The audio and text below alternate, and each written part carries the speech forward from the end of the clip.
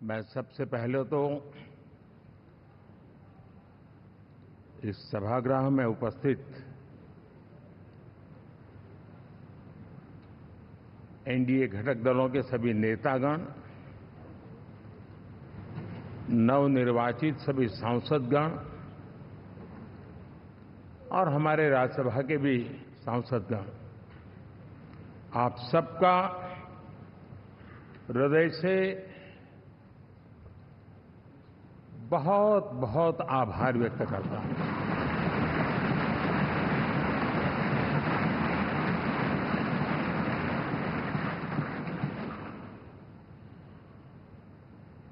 मेरे लिए खुशी की बात है कि इतने बड़े समूह को आज मुझे यहां स्वागत करने का अवसर मिला है।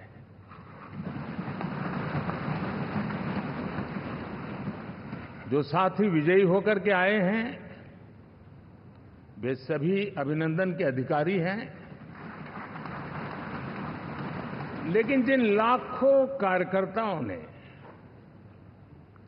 दिन रात परिश्रम किया है, न उन्होंने दिन देखा न रात देखी, और इतनी भयंकर गर्मी में हर दल के कार्यकर्ता ने जो पुरुषार्थ किया है, परिश्रम किया है, मैं आज संविधान सदन के इस सेंट्रल हॉल से सर झुका करके उनको प्रणाम करता हूं।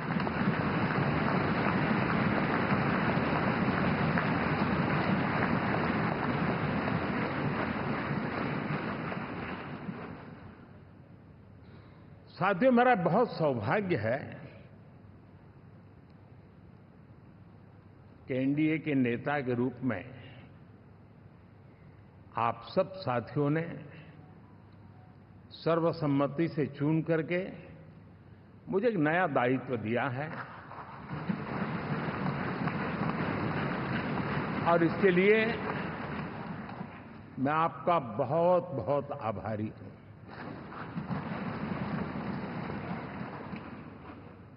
व्यक्तिगत जीवन में एक मैं जवाबदारी का एहसास करता हूं। जब 2019 में इस सदन में मैं बोल रहा था, आप सबने मुझे नेता के रूप में चुना था, और तब मैंने एक बात पर बल दिया था, विश्वास। आज जब आप मुझे फिर से एक बार ये दायित्व देते हैं, इसका मतलब है कि हम दोनों के बीच, हम आपस में विश्वास का सेतु इतना मजबूत है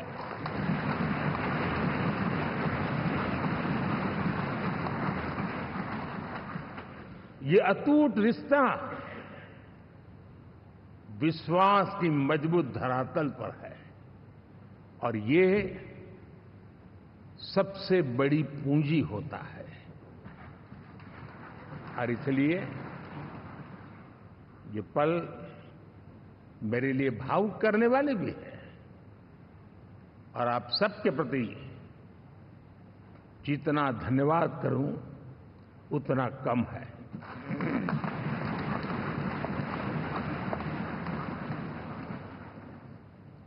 साथियों,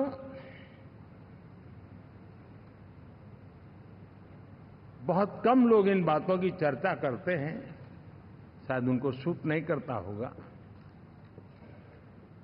लेकिन हिंदुस्तान के इतने महान लोकतंत्र की ताकत देखिए कि एनडीए आज देश में 22 राज्यों में लोगों ने उनको सरकार बना करके सेवा करने का मौका दिया।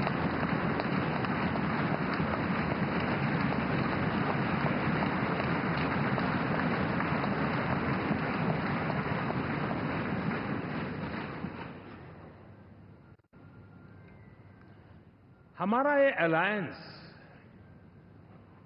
सच्चे अर्थ में भारत की असली जो स्पिरिट है, जो भारत का आत्मा है, भारत की जड़ों में जो रचा बसा है, उसका एक अर्थ में प्रतिबिंब है।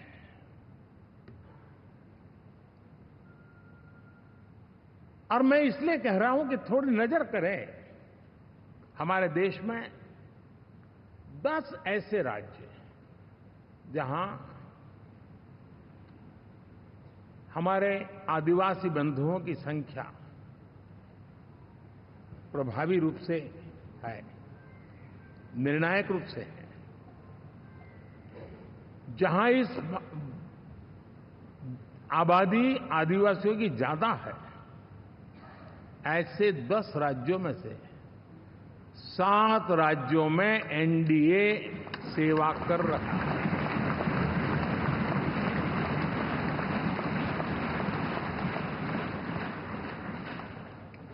साथियों, हम सर्वपंथ संभाव के हमारे संविधान को समर्पित है और देश में चाहे हमारा गोवा हो या हमारा नॉर्थ ईस्ट हो, जहां बहुत बड़ी मात्रा में हमारे ईसाई भाई बहन रहते हैं, आज हम उन राज्यों में भी एनडीए के रूप में सेवा का अवसर हमें मिला हुआ है।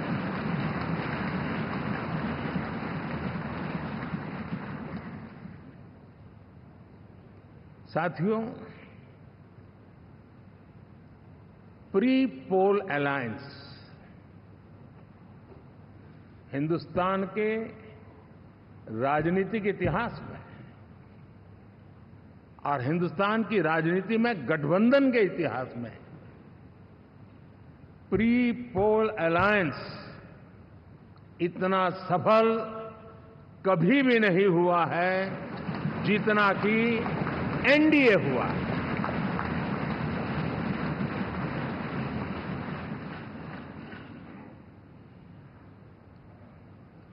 और ये गठबंधन का विजय, हमने बहुमत हासिल किया है और मैं कई बार कह चुका हूं, शब्द अलग होंगे लेकिन मेरे भाव उसमें एक सातत्य है। सरकार चलाने के लिए बहुमत आवश्यक है, लोकतंत्र का वही एक सिद्धांत है, लेकिन देश चलाने के लिए सर्वमत बहुत जरूरी होता है।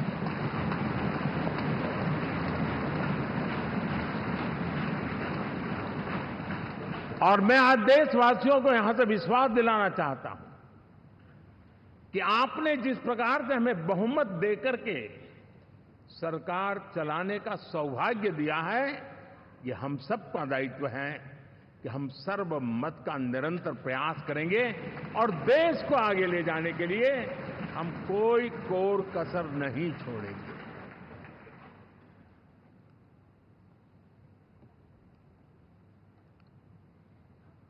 साथियों, एनडीए को करीब करीब 3 दशक हो चुके हैं। यानी आजादी के 75 साल में 3 दशक एनडीए, ये सामान्य घटना नहीं है जी। विविधता से भरे हुए अपनी लोकतांत्रिक और सामाजिक रचना के बीच में ये 3 दशक की यात्रा एक बहुत बड़ी मजबूती का संदेश देती है। और मैं आज बड़े गर्व के साथ कहता हूं कि किसी एक समय वो था कि संगठन के कार्यकर्ता के रूप में इस अलायंस का हिस्सा था, व्यवस्थाओं से जुड़ा रहता था और आज सदन में बैठ करके आपके साथ काम करते करते मेरा भी नाता इससे 30 साल का रहा है। और मैं कह सकता हूं, हकीकतों के तथ्यों के आधार पर कह सकता हूं ये सबसे सफल अलायंस है।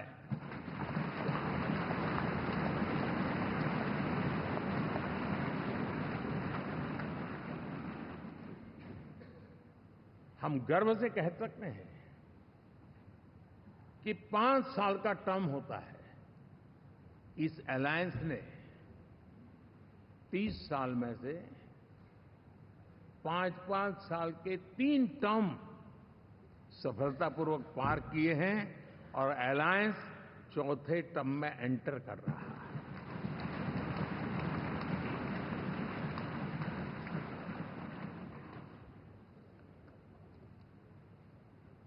साथियों, इस बात को जो राजनीति के विशेषज्ञ हैं, अगर मुक्त मन से, मुक्त मन शब्द बहुत महत्व का है, वे सोचेंगे तो पाएंगे कि एनडीए ये सत्ता प्राप्त करने का या सरकार चलाने का कुछ दलों का जमावड़ा नहीं है। ये राष्ट्र प्रथम की मूल भावना से नेशन फर्स्ट के प्रति कमिटेड वैसा ये समूह है। और 30 साल का लंबा कालखंड शुरू में शायद असेंबल हुआ होगा, लेकिन आज मैं कह सकता हूं कि भारत के राजनीतिक व्यवस्था में एक ऑर्गेनिक अलायंस है।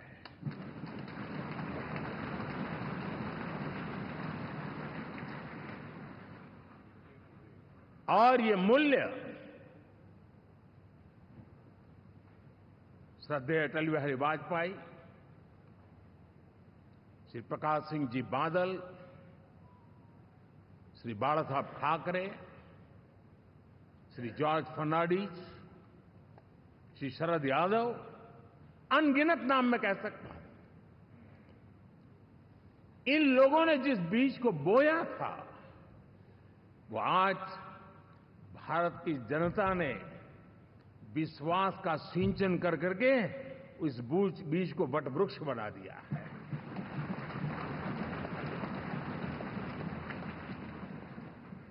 और हम सबके पास ऐसे महान नेताओं की विरासत है और हमें इसका गर्व है।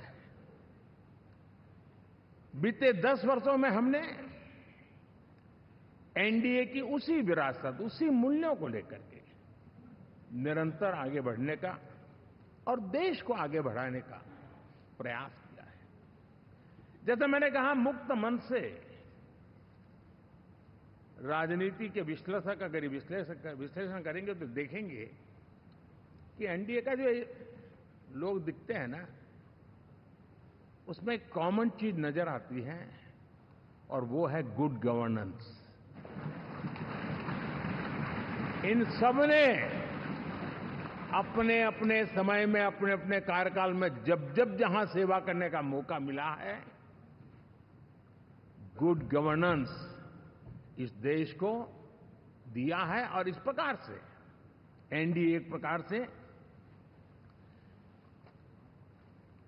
एनडीए कहते ही गुड गवर्नेंस ये अपने आप पर्यायवाची बन जाता है।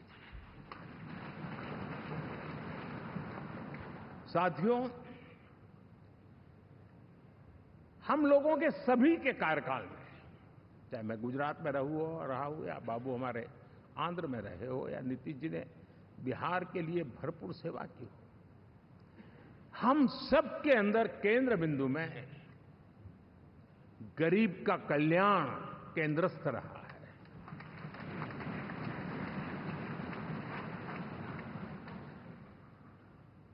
और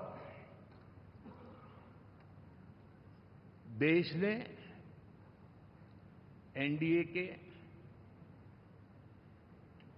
गरीब कल्याण के, गुड गवर्नेंस के 10 साल को देखा है। इतना नहीं, मैं कह सकता हूं देश ने इसे जिया है।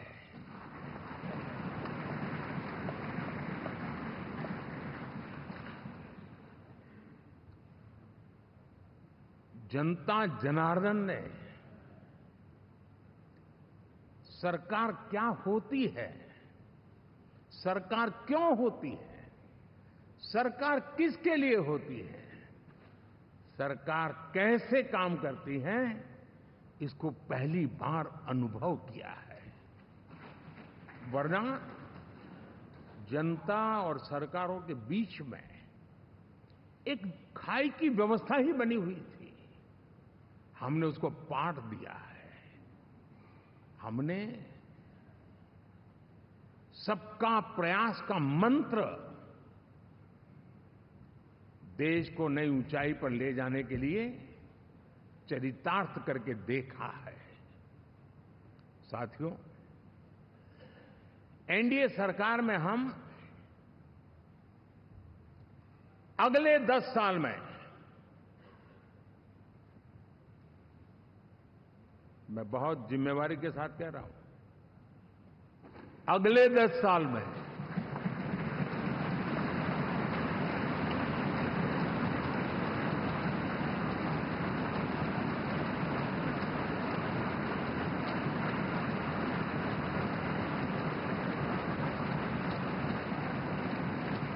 गुड गवर्नेंस, विकास, नागरिकों के जीवन में क्वालिटी ऑफ लाइफ, और मेरा व्यक्तिगत रूप से एक बहुत बड़ा ड्रीम है, मैं लोकतंत्र की समृद्धि को जब सोचता हूं तो मैं चाहता हूं कि सामान्य मानवीय के जीवन में से, और खास करके मध्यम वर्ग, उच्च मध्यम वर्ग, उनके जीवन में से सरकार की दखल जितनी कम हो उतनी लोकतंत्र की मजबूती है।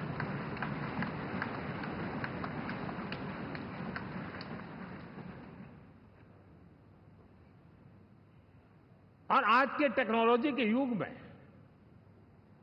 बहुत आसानी से हम, वरना एक दिन में 10 काम हो तो 10 अलग अलग वो सारी चीजें मांगेंगे। हम बदलाव चाहते हैं। गुड गवर्नेंस का ये भी एक महत्वपूर्ण पहलू है। लेकिन हम विकास का नया अध्याय लिखेंगे, गुड गवर्नेंस का नया अध्याय लिखेंगे, जनता जनार्दन की भागीदारी का नया अध्याय लिखेंगे, और सब मिलकर के विकसित भारत के सपने को साकार करके रहेंगे।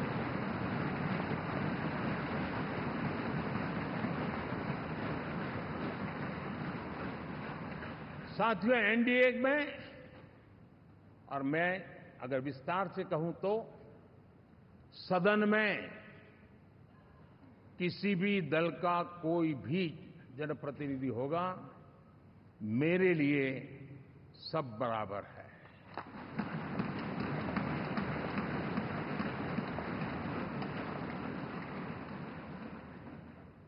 जब मैं सबका प्रयास की बात करता हूं तो मैं सदन में भी, चाहे वो लोकसभा हो या राज्यसभा हो, हमारे लिए सब बराबर है। और यही एक भाव है जिसके कारण 30 साल से एनडीए अलायंस मजबूती के साथ आगे बढ़ा है। अपना पराया कुछ नहीं है। सबको गले लगाने में हमें कभी कोई कमी नहीं रखी है। उसी का परिणाम है कि जनता का विश्वास भी जीत पाते हैं। साथियों, हमने 2024 में जिस टीम भावना से काम किया है और ग्रासरूट लेवल पे किया है, सिर्फ फोटो ऑप करना, नेता मिलकर के हाथ हिलाएं और फिर तुम्हारे रास्ते में मेरे रास्ते, ऐसा नहीं। ग्रासरूट लेवल तक सबने मिल करके ये जो काम किया है, और उसी ने हमें ऑर्गेनिक अलायंस का सामर्थ्य दिया है।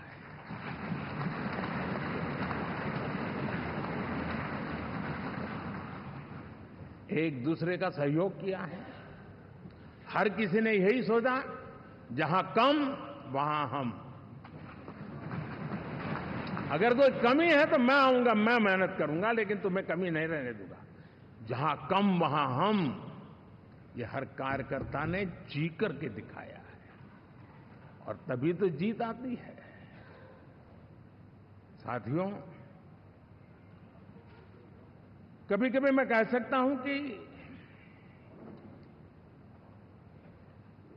हमारा 10 साल का अनुभव है, भारत के हर क्षेत्र का और भारत के हर नागरिक का जो एस्पिरेशंस हैं, रीजनल एस्पिरेशंस हैं, वे और नेशनल एस्पिरेशंस, इसका एक अटूट नाता होना चाहिए। इसके बीच में हवा तक गुजर न सके, इतना जुड़ाव होना चाहिए, तब देश आगे बढ़ता है।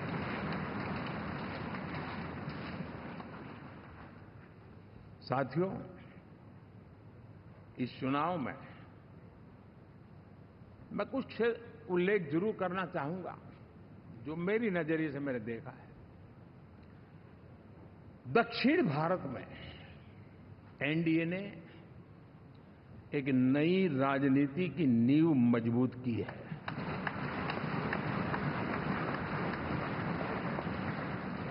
अब देखिए, कर्नाटक एंड तेलंगाना, अभी तो इनकी सरकारें बनी थी, लेकिन पल भर में ही लोगों का विश्वास टूट गया, भ्रम से लोग बाहर आ गए और एनडीए को गले लगा दिया। कर्नाटक और तेलंगाना में दोनों जगह।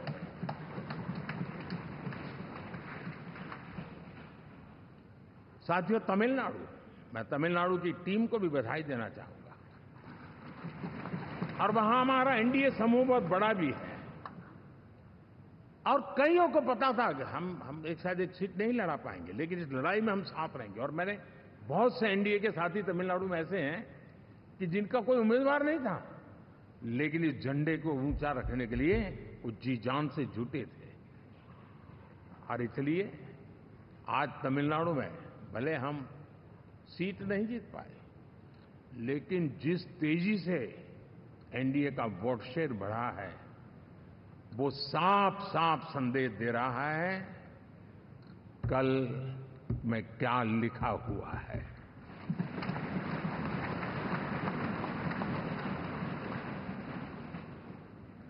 साथियों, पुडुचेरी हो, केरला, हमारे सैकड़ों कार्यकर्ताओं के बलिदान हुए हैं। यूडीएफ हो या एलडीएफ हो, शायद हिंदुस्तान के राजनीतिक जीवन में इतना जुल्म एक विचारधारा को लेकर के जीने वाले लोगों पर हुआ होगा तो सिर्फ मैं कह सकता हूं केरल में हुआ है। जम्मू कश्मीर से भी ज्यादा हुआ है। उसके बावजूद भी सामने कहीं विजय नजर नहीं आता था। उन्होंने परिश्रम की पराकाष्ठा में कभी पीछे नहीं रहे, पीढ़ियां खपा दी। और आज पहली बार संसद में केरल से हमारा प्रतिनिधि बन के आया।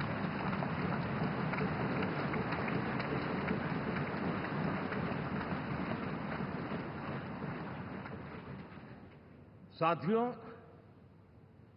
अरुणाचल में हमने लगातार, हमारी सरकार बनती रही है और भारी समर्थन से बनती है। सिक्किम में भी हमारे एनडीए की सरकार करीब क्लीन स्वीप के साथ, अरुणाचल क्लीन स्वीप। आंध्र, मैं अबू बाबू को पूछ रहा था, बोले हिस्टोरिकली ये सबसे हाईएस्ट विक्ट्री है।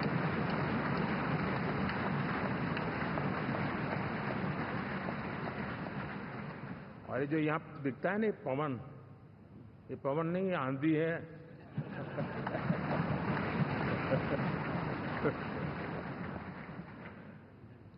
आंध्र ने इतना बड़ा हमारे प्रति जनमत दिया है।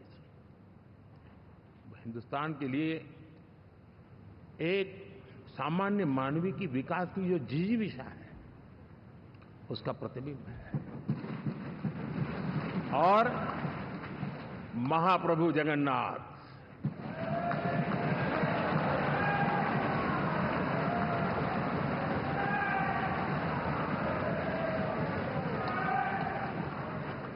और मैंने अनुभव किया हमेशा।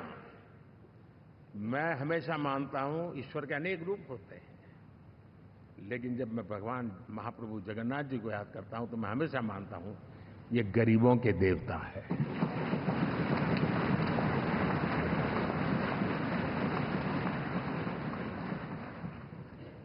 और वहां जो क्रांति रूप परिणाम आया है, मैं इसे एक रिवॉल्यूशन देख रहा हूं। और मैं इसके साथ कह सकता हूं कि विकसित भारत का हमारा जो सपना है, आने वाले 25 वर्ष, पहले मैंने 10 साल कहा था, यहां मैं 25 साल कह रहा हूं। आने वाले 25 साल महाप्रभु जगन्नाथ जी की कृपा से उड़ीसा देश की विकास यात्रा के ग्रोथ इंजन पैकी एक होगा।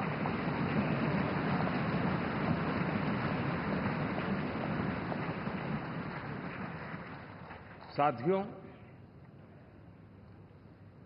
हम लोग जब 4 जून के नतीजे चल रहे थे, मैं तो अपने काम में कुछ व्यस्त था। बाद में फोन आना शुरू हो गए, तो मैंने किसी को पूछा, यार ये तो ठीक है आंकड़े वांकड़े, तो मुझे ये बताओ कि ईवीएम जिंदा है कि मर गया?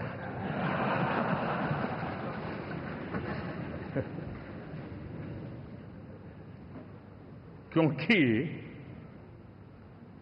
ये लोग तय करके बैठे थे कि भारत के लोकतंत्र और लोकतंत्र की प्रक्रिया के प्रति विश्वास ही लोगों का उठ जाए, और लगातार ईवीएम को गाली देना।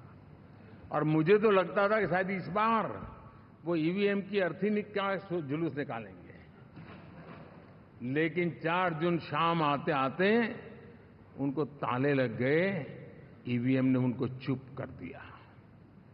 ये ताकत है भारत के लोकतंत्र की, ये ताकत है भारत की निष्पक्षता की, ये भारत की ताकत है भारत के चुनावी तंत्र की, चुनाव आयोग की। और मैं मानता हूं कि ये आशा करता हूं कि 5 साल तो अब ईवीएम शायद मुझे नहीं सुनाई देगा, लेकिन जब 29 में हम जाएंगे तो फिर से शायद ईवीएम को लेकर के नाचने की शुरुआत करेंगे, क्योंकि इनके सुधरने की संभावना बहुत कम है। आप देखिए, चुनाव के समय मैंने पहली बार देखा, शायद हर तीसरे दिन इलेक्शन कमीशन के काम में रुकावट आए, इसके लिए सुप्रीम कोर्ट के दरवाजे खटखटाए गए, भांति भांति की एप्लीकेशन, और एक ही टोली थी। और लोकतंत्र के प्रति जिनका भरोभार अविश्वास है, ऐसे लोग सुप्रीम कोर्ट का उपयोग करते हुए कैसे रुकावट डाले, इसका निरंतर प्रयास करते रहे। और चुनाव आयोग की ताकत का एक बड़ा हिस्सा अदालतों में इस पीक आवर्स में, चुनाव के पीक आवर्स में, यानी कितनी निराशा लेकर के ये लोग मैदान में आए थे कि उन्होंने पूरा हमला उसी इंस्टीट्यूट पे लगा दो ताकि चुनाव के कोई भी परिणाम आए, हम दुनिया के सामने भारत को भी बदनाम कर लें। ये षड्यंत्र का हिस्सा था दोस्तों, और कभी भी देश उनको माफ नहीं करेगा। साथियों, इंडी गठबंधन वाले जब ईवीएम का विरोध करते हैं तो मैं सिर्फ एक चुनाव के रूप में नहीं देख रहा। मैं मानता हूं ये लोग मन से पिछली शताब्दी के सोच वाले लोग हैं। वे टेक्नोलॉजी को हम महत्व न समझते हैं, न टेक्नोलॉजी स्वीकार करने को तैयार है। और ये सिर्फ ईवीएम में दिखाई दिया ऐसा नहीं, यूपीआई में दिखाया, जब हमने कहा कि हिंदुस्तान के लोग डिजिटल ट्रांजैक्शन करेंगे, फिनटेक की दुनिया में आज हिंदुस्तान का नाम हो गया, मानने को तैयार नहीं। आधार आज देश की एक पहचान बना है। मैं तो देख रहा हूं कि मुझे कई देश कहते हैं कि हमें आधार की पद्धति से आगे बढ़ना है, आप कैसे मदद कर सकते हैं। उस आधार को रोकने के लिए सुप्रीम कोर्ट में बार बार जाकर के परेशानियां पैदा की। यानी मूलतः ये प्रगति के विरोधी, आधुनिकता के विरोधी, टेक्नोलॉजी के विरोधी इंडी अलायंस हमने देखा है। साथियों, इस देश के लिए ये भी चिंता का विषय है कि विश्व में भारत के लोकतंत्र की ताकत को कम आंकने का प्रयास, और कितना एक्सट्रीम है। मैं दुनिया में ढोल पीट रहा हूं कि हम मदर ऑफ डेमोक्रेसी है, और ये दुनिया में जाकर के बता रहे नहीं हमारे देश में तो डेमोक्रेसी जैसा कुछ नहीं, कि वो मोदी बैठ गया है, वो एक चाय बेचने वाला यहां पहुंच कैसे गया, कुछ तो गड़बड़ की होगी। ये जो इनकी मनस्थिति है जी, भारत के नागरिकों को चुनाव प्रक्रिया के प्रति अविश्वास पैदा करने का जो उनका षड्यंत्र है, मैं मानता हूं कि अब दुनिया भी भारत के लोकतंत्र की विविधता, विशालता, व्यापकता, गहनता, इन सबको भी जानने समझने के लिए आकर्षित होगी। ऐसे ही इस चुनाव के नतीजे में देख रहा हूं। साथियों, जब 1 तारीख को मतदान पूरा हुआ और 4 तारीख को काउंटिंग, इस बीच की चीजों को आप देखिए। योजनाबद्ध तरीके से देश को हिंसा की आग में झोंकने का बयान दिए जाते थे। यहां इकट्ठे होना, यहां पहुंचना, यहां करना। कुछ लोग इस चीज को गंभीर नहीं लेते हैं, लेकिन ये बहुत गंभीर है। आप भारत के लोकतंत्र को, पहले उसकी व्यवस्था को अनादर करते हो, अब परिणाम आने से पहले एक ऐसा माहौल बना दो कि बस आग लगा देंगे। हर प्रकार से उन शब्दों का अर्थ यही निकलता है कि उन्होंने देश को उस दिशा में ले जाने का प्रयास किया था। लगातार देश को गुमराह करने का प्रयास किया गया, देश के लोगों को बांटने का प्रयास किया। अरे, चुनाव एक ऐसा लोकोत्सव होता है कि ज्यादा से ज्यादा लोगों को हम जोड़े, तोड़ने के लिए नहीं होता है। लेकिन हर प्रकार से कोशिश यही की गई। साथियों, मैं मानता हूं कि 2024 के लोकसभा के चुनाव के जो नतीजे हैं, हर पैरामीटर से देखेंगे, दुनिया ये मानती है और मानेगी कि ये एनडीए का महाविजय है।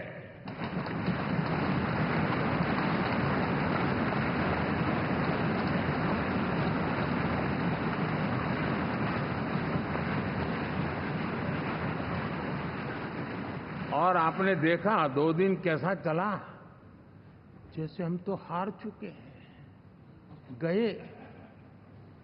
सब चारों तरफ यही दिखता था, क्योंकि उनको अपने कार्यकर्ताओं का मोरल हाई करने के लिए ऐसे काल्पनिक परेड ये करने पड़ रहे हैं। और साथियों,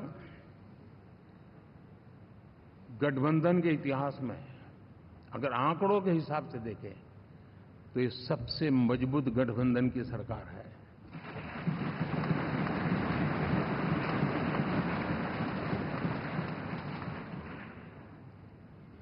लेकिन कोशिश ये की गई कि इस विजय को स्वीकार न करना, उसको पराजय के छाया में डुबो कर रखना। लेकिन उसकी ऐसी चीजों की बाल मृत्यु हो जाती है, और हो भी गई। लेकिन देशवासी जानते हैं कि न हम हारे थे, न हम हारे हैं।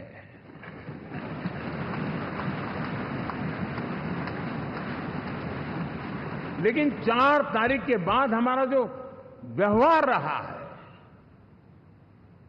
वो हमारी वो पहचान बताता है कि हम विजय को पचाना जानते हैं।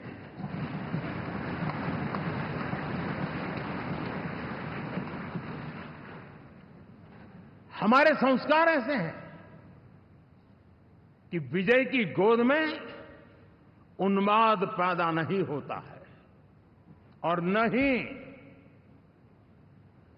पराजित लोगों के प्रति उपहास करने के हमारे संस्कार हैं।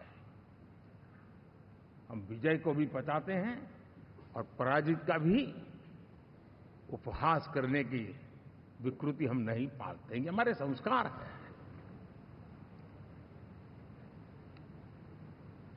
अब किसी भी बालक को पूछो कि भाई लोकसभा के चुनाव के पहले सरकार किसकी थी, तो कहेगा एनडीए। 24 के नतीजों के बाद सरकार किसकी बनी, एनडीए। फिर हारे कहां से भाई? पहले भी एनडीए थी, आज भी एनडीए और कल भी एनडीए है।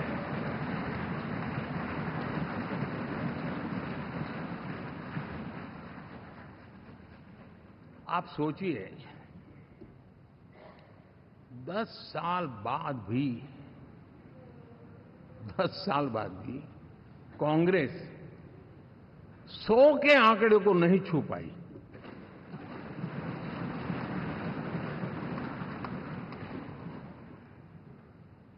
और अगर मैं 14, 19 और 24 तीन चुनावों को जोड़ करके कहूं,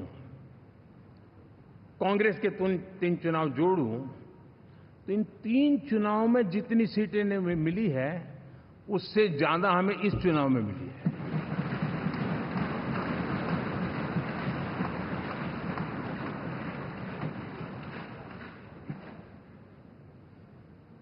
और मैं साफ देख रहा हूं साथियों, एनडीए वालों को अंदाज नहीं है। वे धीरे धीरे पहले तो डूब रहे थे, अब तेज गति से ये गर्त में जाने वाले हैं।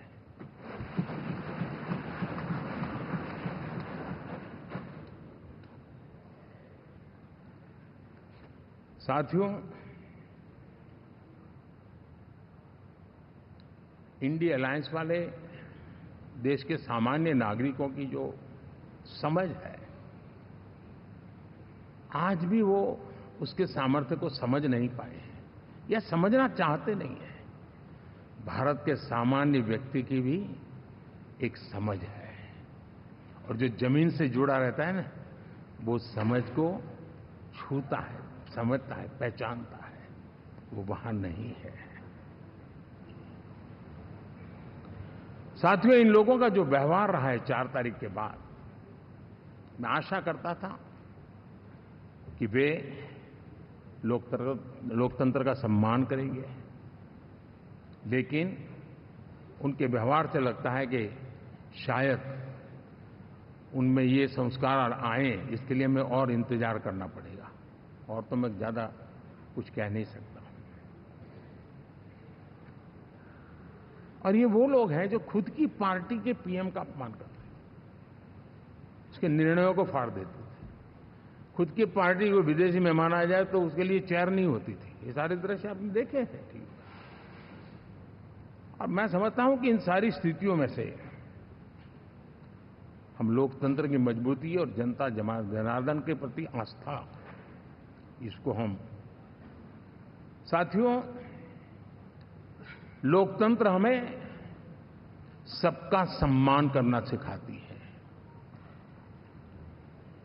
विपक्ष में भी जो सांसद जीत करके आए हैं, मैं उनको भी बधाई देता हूं।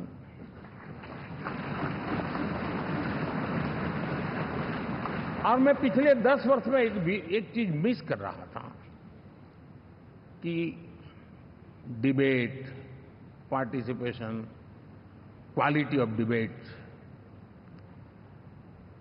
मैं मिस कर रहा हूं। लेकिन मैं आशा करता हूं कि अब इस नया जो सदन बना है, वो कमी मुझे खलेगी नहीं। शायद हमारे साथी भी राष्ट्रहित की नीयत के साथ सदन में आएंगे, और भले वो विपक्ष में बैठे होंगे, लेकिन राष्ट्र के विपक्ष में नहीं है, हमारे विपक्ष में है। राष्ट्र में तो हम सब एक ही दिशा में हैं।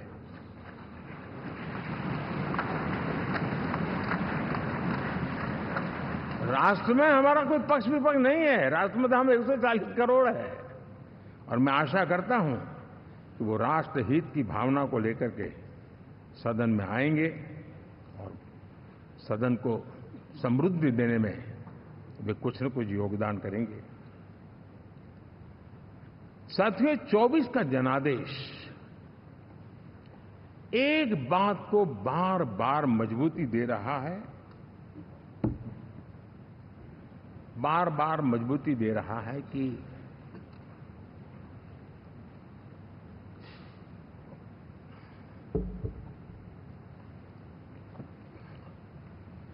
देश को आज के वातावरण में सिर्फ और सिर्फ एनडीए पर ही भरोसा है।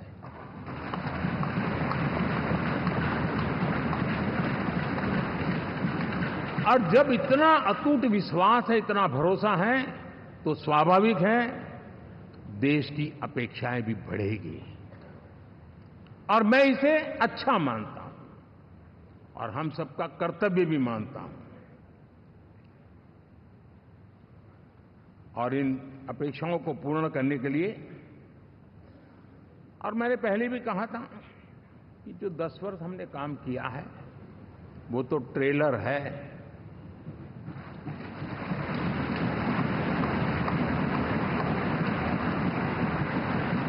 और वो मेरा चुनावी वाक्य नहीं था, ये मेरा कमिटमेंट है।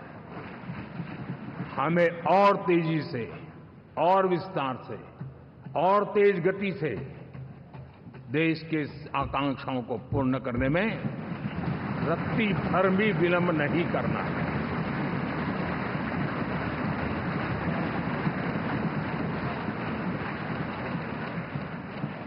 जनता जनार्दन चाहती है हम पहले से ज्यादा डिलीवर करें। जनता चाहती है कि हम खुद ही हमारे पुराने रिकॉर्ड तोड़े।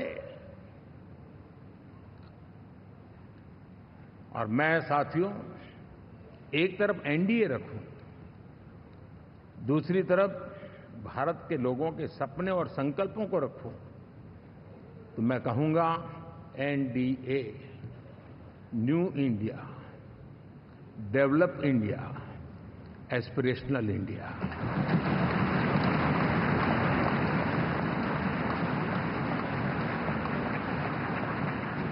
और इसी सपने और संकल्पों को पूरा करना, ये हम सबका संकल्प भी है, कमिटमेंट भी है, और हमारे पास रोड मैप भी है।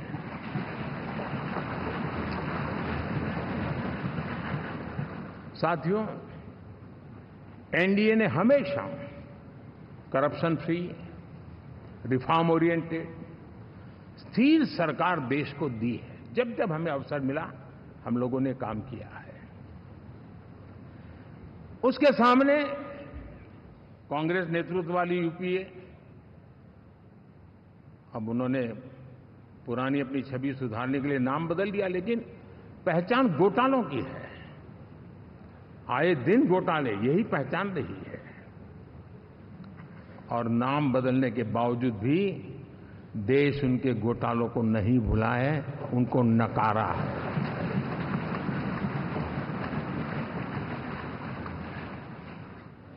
और मैं कह सकता हूं साथियों, इंडी अलायंस वालों ने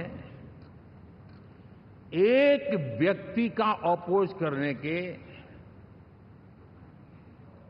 वन पॉइंट एजेंडा के कारण देश की जनता ने उनको ही ऑपोजिशन में बिठा दिया है।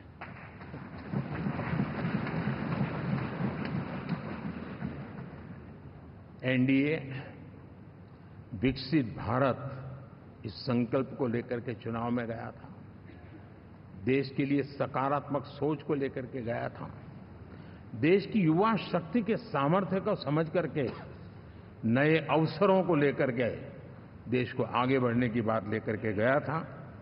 जबकि हमारे सामने जो लोग थे वो भ्रम फैलाना, झूठ फैलाना, यही गुमराह करने वाले काम यही करते रहे थे। अब एनडीए और उनका देखें, इवन नामांकन में जाएंगे तो भी आपको देखेगा उनका चुनाव प्रचार, उनका नामांकन, हम लोगों का एक एक दृश्य देख लीजिए और उनका एक एक दृश्य देखिए, कितना बड़ा अंतर है। हर चीज में उनका कैरेक्टर दिखाई देता है। और क्या रहा, फोटो ऑप के लिए तो उन्होंने अलायंस घोषित कर दिया, लेकिन कितने ही राज्यों में वो आपस में लड़ते रहे हैं, चुनावी जंग में एक दूसरे की पीठ में छुरा भोंकते रहे हैं। कभी उन्होंने कहा कि ये तो हमारा वैचारिक अलायंस है, वो विचार लेवल पर ठीक है, बाकी नीचे तो हमारा अपना हम तैयार करेंगे। और अब फिर उन्होंने कहा कि भाई हम तो सीट के आधार पर अलायंस करेंगे, टोटल न भी करें, ये भी खेल खेला। और अभी अभी तो चुनाव पूरा शुरू कर दिया कि ये तो हमारा अलायंस लोकसभा के चुनाव के लिए ही था, बाद में नहीं है, ये भी शुरू कर दिया। यानी मैंने बहुत पहले कहा था कि आप देख लेना 4 जून के बाद बिखराव शुरू हो जाएगा, और वो शुरू हो चुका है। इसका मतलब ये हुआ कि वो सिर्फ और सिर्फ सत्ता सुख के लिए एक दूसरे का साथ देने की कोशिश करते थे, लेकिन उनमें उनका अगर स्वार्थ निश्चित होता तो साथ देना, वरना नहीं देना, ये कैरेक्टर था। साथियों, ये लोग कितने ही बड़े झूठे बोलते रहे हैं। और आप देखिए, चुनाव के समय उन्होंने देश के सामान्य नागरिक को गुमराह करने के लिए जो पर्चियां बांटी कि ये देंगे और वो देंगे और टिकना देंगे, फलाना देंगे, 2 दिन से मैं देख रहा हूं कि कांग्रेस के दफ्तरों पर लोग कतार लगा के खड़े हैं कि पर्ची है, 1 लाख रुपया कहां है, लाओ भाई, मांग रहे हैं लोग। यानी आपने जनता जनार्दन की आंखों में कैसा उनको भ्रमित किया, कैसी आंख में धूल झोंक दी कि वो बेचारा सामान्य नागरिक मान के चलता था, हाँ भाई 4 जून के बाद रुपया मिल जाएगा, इसलिए वो जाके खड़ा रह गया। और अब उसको धक्का मारा जा रहा है, डंडे मारे जा रहे हैं, वहां से निकाला जा रहा है।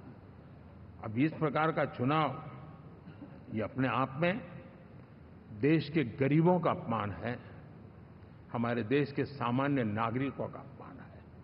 और कभी भी देश ऐसी हरकतों को न भूलता है, न ही कभी माफ किए बिना माफ कभी करता है।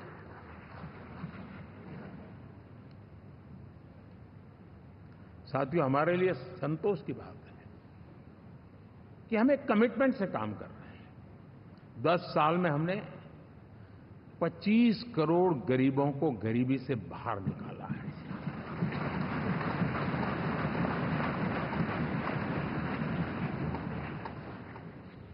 गरीब कल्याण का एक सुरक्षित मजबूत कवच दिया है हमने उसको, और उसके अंदर भी एक नए एस्पिरेशंस पैदा हुए हैं कि हां, अब मुझे गरीब नहीं रहना है, और उसके लिए मुझसे जो हो सके मैं हर अवसर का फायदा उठाऊंगा। 3 करोड़ गरीबों को घर,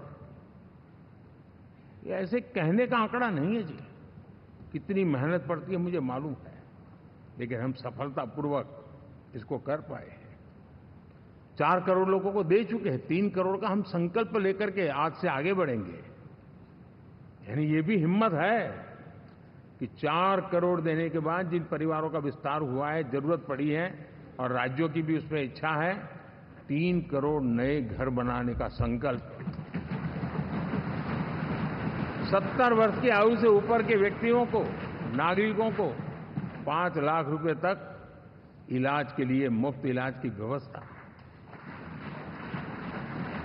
मुद्रा योजना के तहत हमारे नौजवानों को कारोबार के लिए 20 लाख तक की उनकी बैंक से उनको लोन मिले, इसकी व्यवस्था।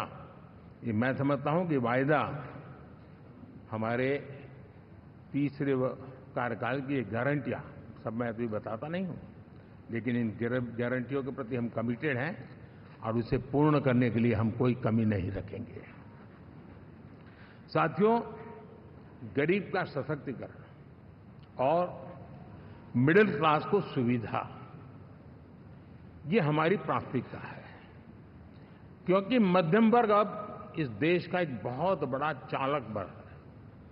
भारत की ग्रोथ स्टोरी में ये ऐसे ऐसे नए फोर्सेस मैं देख रहा हूं जो हमारी बहुत बड़ी शक्ति बनने वाले हैं, और इसलिए हम उस पर भी उतना ही, और मिडिल क्लास की बचत कैसे बढ़े, सेविंग कैसे बने, उसके लिए, उसके क्वालिटी ऑफ लाइफ के लिए हम क्या कर सकते हैं, हमारी योजनाओं का विस्तार कैसे किया जाए, हमारे नीति नियमों में बदलाव कैसे किया जाए, उस पर भी हम आने वाले दिनों में काम चाहते हैं। साथियों, पंचायत से पार्लियामेंट तक हमारी नारी शक्ति की सक्रिय भागीदारी, ये हमारा कमिटमेंट है। और हमने हमारे पिछले कार्यकाल में नारी शक्ति वंदन अधिनियम करके उस बात को हमने आगे बढ़ाया है। और वो दिन दूर नहीं होगा जब हमारे सदन में बहुत बड़ी तादाद में हमारी माताएं बहनें देश का नेतृत्व करती हुई दिखाई देगी।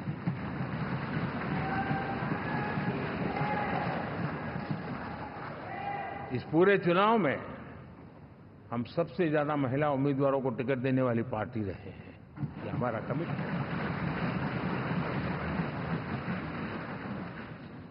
हमारी महिला सांसदों को जो आशीर्वाद देश की जनता ने दिया है, मैं इसके लिए विशेष रूप से उनका आभार व्यक्त करता हूं। और साथियों, आपने देखा होगा G20 समिट में दुनिया के सामने एक विषय लेकर के हम बड़े आग्रह से गए हैं, और वो है empowerment of women, development of women. इन सारी बातों को तो हम परिचित हैं। हमने एक नया शिफ्ट किया है और हम G20 समिट से भी इसको आगे बढ़ा रहे हैं, विमेन लेड डेवलपमेंट।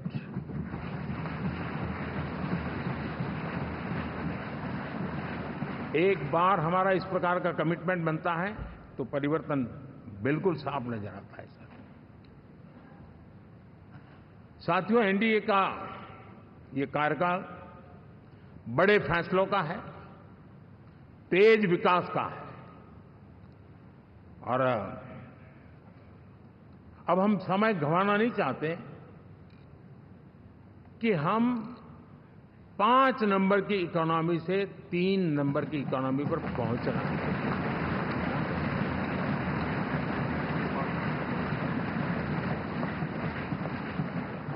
और ये खाली 5 और 3 का आंकड़ा नहीं है। उसके कारण जो अर्थव्यवस्था का कद बन जाता है, वो सामान्य मानवी की आशा आकांक्षाओं को पूरी करने के लिए सरलता बढ़ जाती है।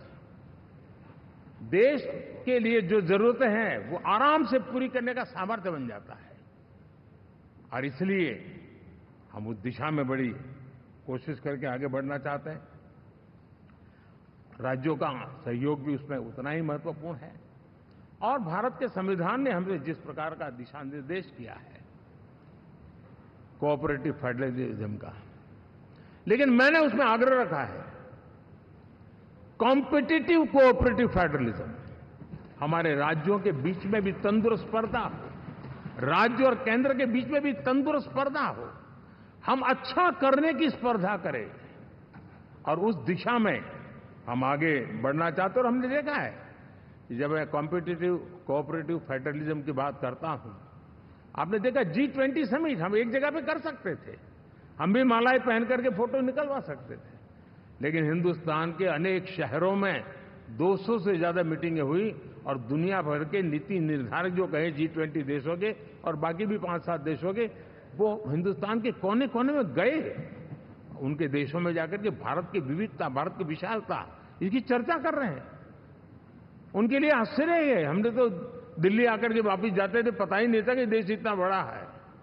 ये अपनी एक ताकत का परिचय हुआ है। हमने कोविड में देखा, राज्यों के साथ कोऑपरेशन के साथ हमने जिस प्रकार से लड़ाई लड़ी, और एक सूत्र में रह करके लड़े, दल किसी का भी हो सरकार में, लेकिन हमने इस काम को किया क्योंकि हमारा कोऑपरेटिव फेडरलिज्म के प्रति कमिटमेंट है। एस्पिरेशनल डिस्ट्रिक्ट एक ऐसा मॉडल है गवर्नेंस का जिसमें राज्य भी उतना ही सक्रियता से हमारे साथ जुड़े हुए हैं, और दुनिया के लिए जो डेवलपिंग कंट्रीज हैं उनके लिए गवर्नेंस का एक ऐसा मॉडल प्रस्तुत हो रहा है जिसका अब तो केस स्टडी के रूप में दुनिया के अनेक यूनिवर्सिटी केस स्टडी करना शुरू की है। अब उसको हम आगे बढ़ाते हुए एस्पिरेशनल ब्लॉक की तरफ ले जा रहे हैं, ताकि हमारे ग्रास रूट लेवल पे भी जो वीक एरियाज हैं, जहां सुविधाएं अभी सामान्य एवरेज से भी नीचे हैं, उसको हम जल्दी से जल्दी उस स्टेट की एवरेज तक लाना चाहते हैं। देश का रीजन कोई भी क्षेत्र हो, सर्वांगीण विकास को लेकर के हम चले। साथियों, गत 10 वर्ष में इंफ्रास्ट्रक्चर के क्षेत्र में हमने एक बहुत बड़ा, यानी सोचने में भी बदलाव लाए। जमीन पर तो लाए, वरना हमारे देश में सोचा चलेगा यार, अरे एक बार कर लो ना, उस सहारे में से बदलाव नहीं। अब तो अच्छा ही चाहिए, बड़ा ही चाहिए, जल्दी से जल्दी पहुंचाने वाला चाहिए। सामान्य मानवीय के मन को हमने इस तरह से प्रेरित भी किया है और पुरुषार्थ करके हमने उस दिशा में काम किया है। 5 साल में हमें गति शक्ति, यानी इस प्रकार के प्लेटफॉर्म पर जो काम किया है, जो काम 6-6, 8-8 महीने तक नहीं होता था, वो आज 15-20 दिन में कर सकते हैं। सर, टेक्नोलॉजी का उपयोग करके हम काम कर रहे हैं। और ये जब होता है तो उसका मूल फायदा देश के नौजवानों के लिए रोजगार के अति अवसर बन जाते हैं। उनके लिए जीवन में सिलेक्शन के लिए बहुत बड़ा दायरा बढ़ जाता है। और वो हमें, साथियों, आज भारत दुनिया में विश्व के लिए एक नया मैन्युफैक्चरिंग हब के रूप में उभर रहा है। और जब हम मैन्युफैक्चरिंग हब कह रहे हैं, तब सिर्फ इलेक्ट्रॉनिक गुड्स या सर्विसेज की मैं बात नहीं कर रहा हूं। मैं फूड प्रोसेसिंग में भी आज दुनिया में हम बहुत तेजी से आगे बढ़ रहे हैं, और वो भारत के किसानों को बहुत बड़ी ताकत देने वाला है। उसी प्रकार से स्पेस हो, आर्टिफिशियल इंटेलिजेंस हो, स्टार्टअप्स की बात हो, स्किल जॉब अपॉर्चुनिटीज की बात हो, आज भारत बहुत तेजी से आगे बढ़ेगा, बढ़ रहा है, ये मेरा विश्वास है। साथियों, मुद्रा योजना, ड्रोन दीदी, विश्वकर्मा योजना, इसने भी नई संभावनाओं को जन्म दिया है। साथियों, हमारी संस्कृति, हमारी विरासत, उसके प्रति हम जितना ध्यान केंद्रित करेंगे, दुनिया के लिए आकर्षण का केंद्र बनेगा। और इसलिए हम उन दिशा में, और मैं मानता हूं भारत के लिए टूरिज्म एक ऐसा एवेन्यू है जो गत शताब्दी में हमें कभी, यानी आज से लेकर के पीछे के 100 साल में कहूं, ऐसा अवसर नहीं मिला है जैसा आने वाले 25 साल में मिलने वाला है। दुनिया भारत की तरफ मुड़ने वाली है। अब हमारा काम है हम इसके लिए आवश्यक व्यवस्थाओं को विकसित करें, हमारी विरासत के प्रति हम हमारा पर्यटन का विकास करते हुए एक विन विन सिचुएशन का हम फायदा उठाएं, और उसमें बहुत अधिक निवेश की संभावनाएं मैं देखता हूं। और ये ऐसा क्षेत्र है जिसमें हर स्तर के लोग कमाते हैं, गरीब से गरीब आदमी भी कमाता है और बड़ी बड़ी होटल वाला भी कमाता है, हर कोई इसमें कमाता है। और हमने टूरिज्म के हम बल देना चाहते हैं, बहुत पोटेंशियल है। आज जो इंफ्रास्ट्रक्चर के क्षेत्र खुले हैं, इसका फायदा इसको मिलता है। एयरवे हो, रेलवे हो, हमारे एक्सप्रेस वे हो, ये हमारा यातायात जितना बेहतर हो, और हमारा डिजिटल कनेक्टिविटी का जो काम है, ये इसके लिए एक बहुत बड़ा पॉजिटिव ग्राउंड तैयार कर रहा है, और जिसका फायदा मिलने वाला है। और जो वोकल फॉर लोकल और रीजनल टूरिज्म, इसको एक बल देने का काम है। साथियों, अब दुनिया एक नए युग में प्रवेश रही है। जिस समय औद्योगिक क्रांति हुई, उस समय हम गुलामी के दौर से गुजर रहे थे। तो औद्योगिक क्रांति का जितना फायदा लेना चाहिए हम नहीं ले पाए। अब एक नया युग शुरू हो रहा है, हरित युग, ग्रीन एरा। भारत के पास बहुत संभावनाएं हैं इसका नेतृत्व करने की, और हम इसके लिए आने वाले दिनों में ग्रीन हाइड्रोजन की बात हो, ग्रीन एनर्जी हो, या ग्रीन जॉब्स हो, या ग्रीन मोबिलिटी हो, इन सारे विषयों को हम इतनी तेजी से आगे बढ़ाना चाहते हैं ताकि इस हरित युग का नेतृत्व दुनिया में भारत का सामर्थ्य सिद्ध कर दें, ये हम चाहते हैं।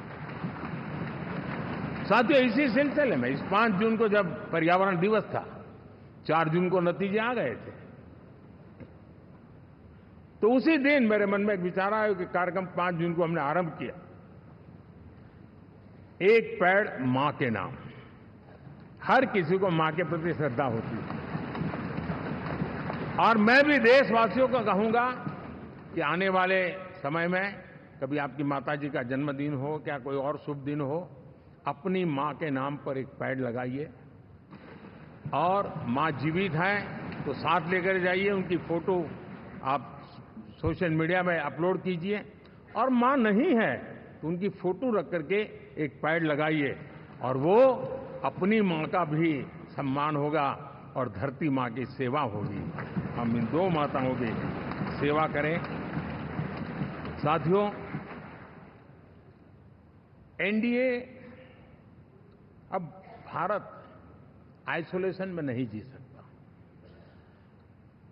वैश्विक परिवेश में भारत की भूमिका दिनों दिन बहुत बढ़ती चली जा रही है। 2014 में जब एनडीए की सरकार बनी, पूरे विश्व में उसी एक पल से ही एक नया जिज्ञासा पैदा हुई, थोड़ी आशा के संकेत उनको नजर आने लगे, और फिर उस बदलाव बहुत बड़ा तेजी से आया।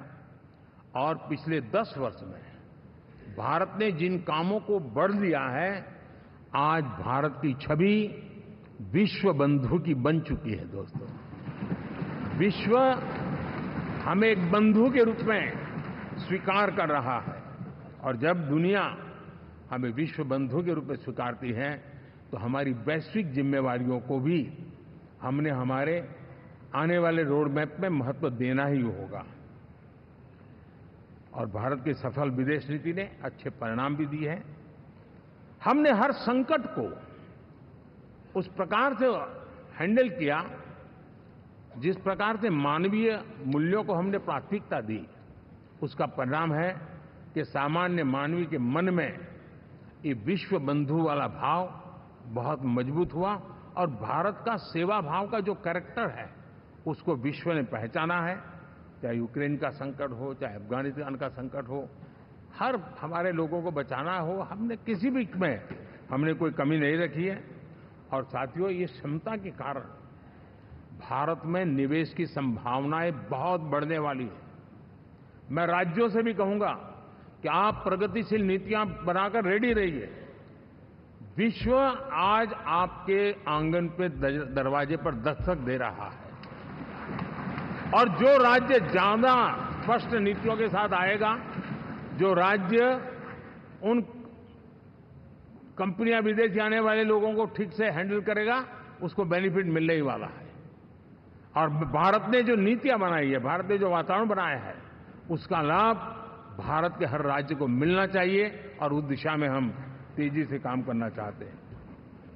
साथियों, हमने G20 समिट में देखा है, दुनिया का भारत के प्रति नजरिया बदला है। जो लोग इन चीजों को माइन्यूटली देखते होंगे उनको पता होगा कि G20 एक प्रकार से कई संकटों से गुजर रहा था। उतार चढ़ाव आते रहते थे, बिखराव भी नजर आ रहा था, लेकिन भारत में G20 आने के बाद नए प्राण से भर गया है, नया सामर्थ्य आ गया है। और ये भारत की ताकत है कि उसने पूरे विश्व को जोड़ने में G20 के माध्यम से बहुत बड़ा काम किया है।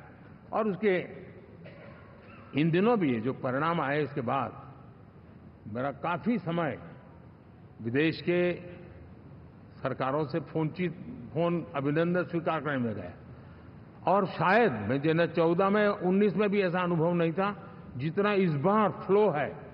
दुनिया के करीब करीब, अब नाम ले, उसने भारत को शुभेच्छा व्यक्त की है या बात करने की कोशिश की है। यानी ये वैश्विक जो हमारा ताकत है उसका परिचय करवा रहा है, और उसके कारण मैं मानता हूं कि विश्व में हमारा सम्मान और साथ साथ भारत में निवेश, ये दोनों संभावनाएं बढ़ रही है। साथियों, हमारे संविधान का 75वां वर्ष है। हम चाहते हैं कि संविधान हमारी संवैधानिक संस्थाओं का संरक्षण भर इसके मात्र के लिए है, ऐसा नहीं, कोई अदालत में धाराओं का उपयोग करके काम करने के लिए नहीं है। ये एक हमारी भावना है, हमारा स्पिरिट है, और हमें इस 75 साल को ऐसे मनाना है ताकि हम संविधान के स्पिरिट को जन जन तक पहुंचाएं। हर जन को संविधान की जो भावना है, कर्तव्य की भावना है, अनेक बात ऐसे इस बात है, उन सब प्रति समर्पण उसका बढ़े, उस दिशा में हम काम करना चाहते हैं। साथियों, छत्रपति शिवाजी महाराज के राज्याभिषेक के 350 वर्ष के उत्सव में देश आज रंगा हुआ है और हमारे लिए सबसे बड़ी प्रेरणा है, क्योंकि उसमें राष्ट्र प्रथम की भावना है। छत्रपति शिवाजी महाराज को याद करते ही राष्ट्र प्रथम की भावना हमें मजबूती देती है और इसलिए हम देश में इसी एजेंडा को आगे रखते हुए, और जब इसी समय 350 साल का पर्व आया है, तो हमें अपनी पॉलिसी और परफॉर्मेंस और सामान्य मानवीय का जीवन बेहतर करना है, उसमें जरा भी विलंब नहीं करना है। साथियों, विकास की सारी तैयारियां, रोड मैप लेकर को हम चलेंगे ही, चल रहे हैं, लेकिन साथ साथ हम नए नए सांसद आए हैं, कुछ पुराने सांसद हैं, कुछ ज्यादा अनुभवी सांसद भी हैं। आप देखते हैं कि इन दिनों, पिछले 2 दिन से आप टीवी पे देखते होंगे, एक भी सच्चाई मुझे उसमें नजर नहीं आई। कोई ये कह रहा है, कोई वो कह रहा था, सब मैंने कहा भी जरा पूछो तो ये जानकारी लाते कहां से, गपगोले चला रहे, किसी के खाते में कुछ भी डाल करके चल रहा है। तो मतलब ये थोड़े दिन, क्योंकि 10 साल से ऐसे अवसर नहीं मिले हैं, तो शायद ये उबाल जरा ज्यादा रहेगा। लेकिन आप मान के चलिए जी, ऐसे लोग कोई पहुंचेंगे, बस साहब मेरा अच्छा संबंध है, मंत्री में आपका नंबर कर सकता हूं, आया, हमें भी पता नहीं होता है यार, हो सकता है मिनिस्टर बनने का ही रास्ता होगा तो हम भी गलती से उसका हाथ पकड़ लेते हैं और वो पता नहीं वो किस खाई में डुबो देता है। कभी कभी तो शायद अब तो टेक्नोलॉजी ऐसी है कि हो सकता है मेरे सिग्नेचर से कोई लिस्ट बाहर निकल जाए कि ये मंत्री बन गए, हो सकता है कोई बुद्धिमान डिपार्टमेंट भी बांट दे। तो आजकल कई लोग सरकार बनाने में लगे हुए हैं, मंत्री पद बांट रहे हैं, पद बांट रहे हैं, व्यवस्था बांट रहे हैं। मैं आपसे आग्रहपूर्वक कहता हूं, और जो मोदी को जानते हैं, ये सारे प्रयास निरर्थक है। वे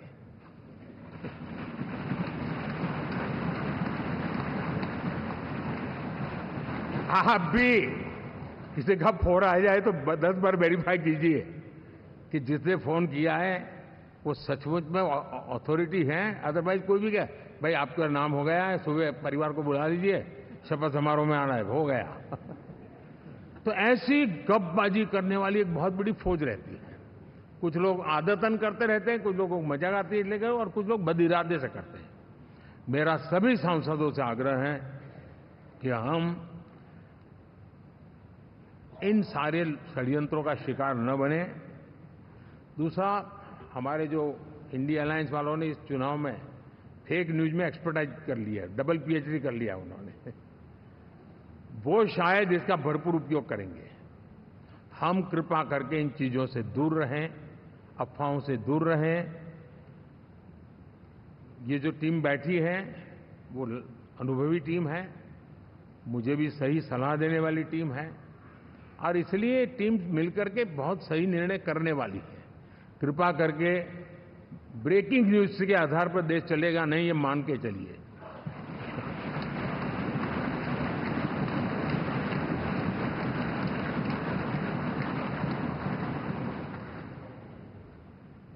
साथियों, विकसित भारत का संकल्प लेकर के हम चले हैं। 3 नंबर की इकोनॉमी पहुंचना मैं जानता हूं, निश्चित रोड मैप के साथ उसको हम पार करने वाले हैं। और मैंने पहले भी कहा था कि मेरा पल पल देश के नाम है, मेरा पल पल आप लोगों के नाम है। मैं 24/7 अवेलेबल हूं।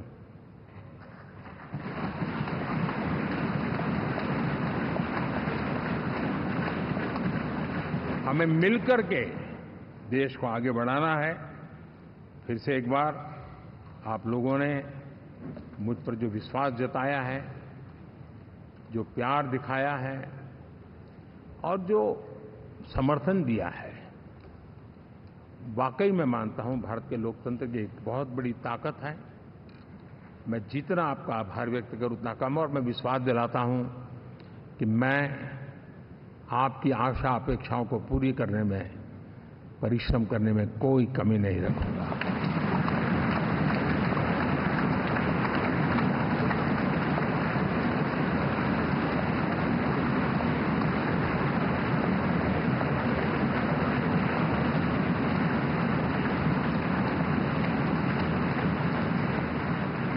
मेरे लिए जन्म सिर्फ और सिर्फ वन लाइफ वन मिशन, और वो है मेरी भारत माता। ये मिशन है 140 करोड़ देशवासियों के सपनों को पूरा करने के लिए खप जाना।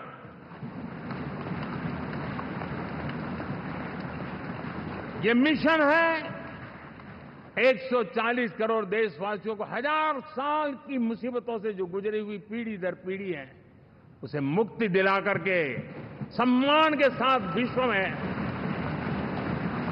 मेरा हर देशवासी दुनिया उसे देखे तो उसका मन कर जाए, काश ये हिंदुस्तान का है, अरे नजर मिल जाए तो अच्छा होगा। ये मैं स्थिति पैदा करना चाहता हूं। उसका मन लालायित होना चाहिए, हिंदुस्तानी है, अरे यार जरा हाथ मिला लूं, कुछ एनर्जी मुझे भी आ जाए। मैं देश को इस ऊंचाई पे ले जाना चाहता हूं। और साथियों, मुझे पक्का विश्वास है आपका साथ, आपका सहयोग, आपका अनुभव बहुत बड़े परिणामों की संभावनाएं लेकर के आया है। लोकसभा का ये गठन उन सभी आकांक्षाओं को पूरा करेगा। मैं फिर एक बार आप सबका हृदय से बहुत बहुत धन्यवाद करता हूं।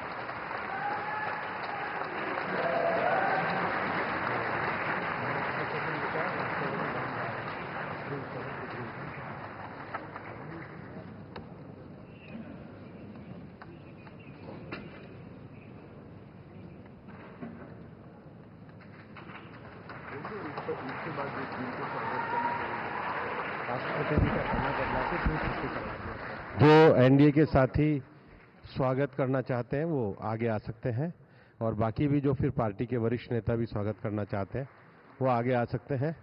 एनडीए के वरिष्ठ नेता राष्ट्रपति भवन की ओर भी इसके बाद जाएंगे, तो एनडीए के साथी